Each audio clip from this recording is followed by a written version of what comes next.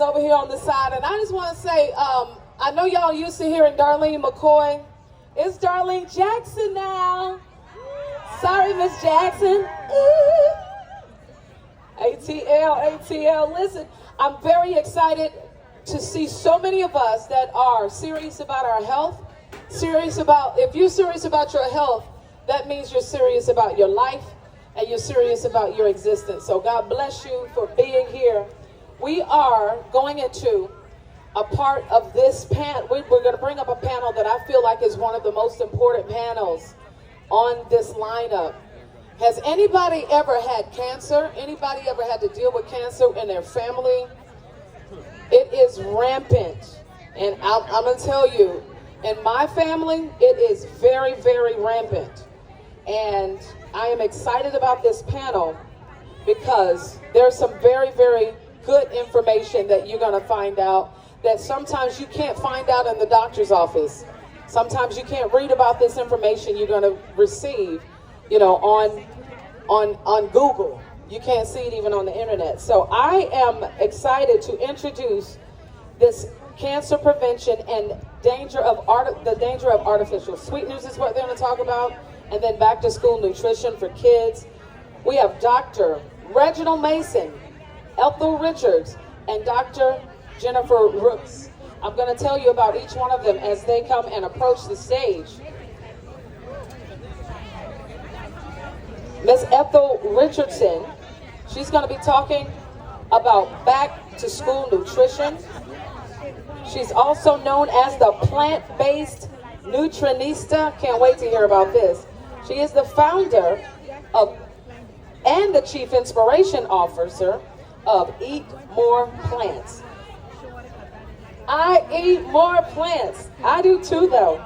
I've been eating plants for 12 years. And she's the creator of the In Kitchen, Out the Plant.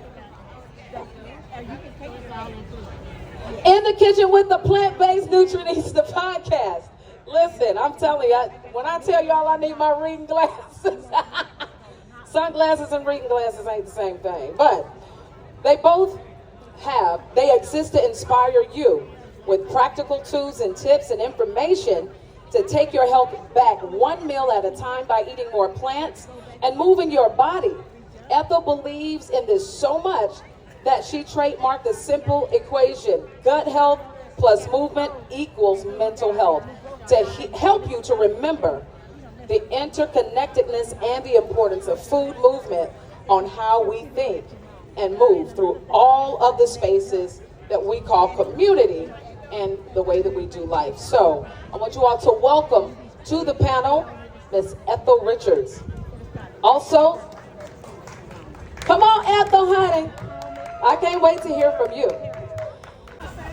My name is Ethel Richards. I'm also known as the plant-based nutritionista, and I want to talk to you today about your children, what they're eating, and nutrition.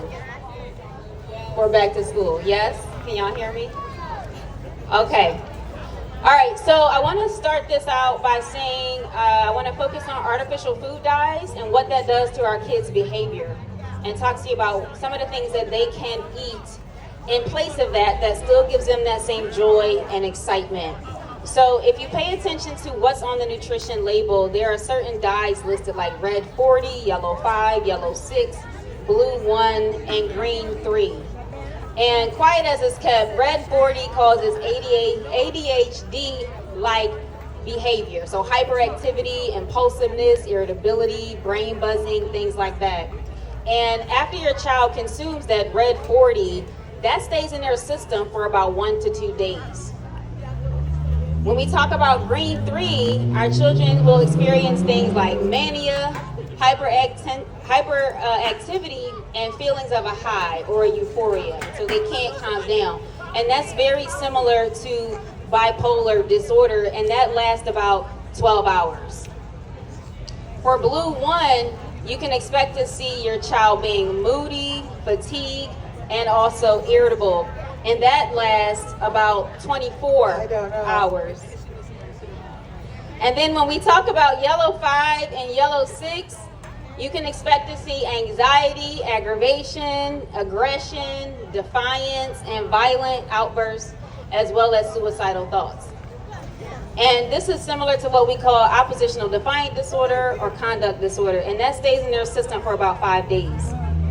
And so my concern is that we are feeding our children processed food, whether it's Takis or Doritos or anything else that they're eating, candy.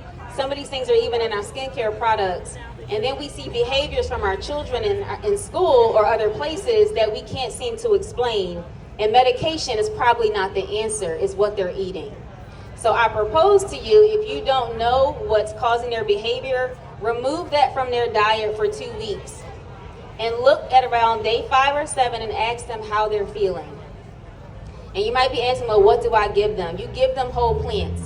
You give them berries, you give them grapes, you give them apples, you give them bananas, you give them carrots, you give them broccoli. You let them explore and taste the rainbow.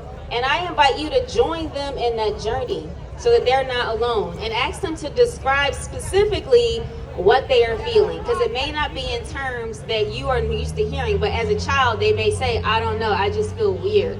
I feel like I want to lay my head down. So you know that that is probably what's causing it. And then I want to share with you that these food dyes that are in our food are absolutely unnecessary.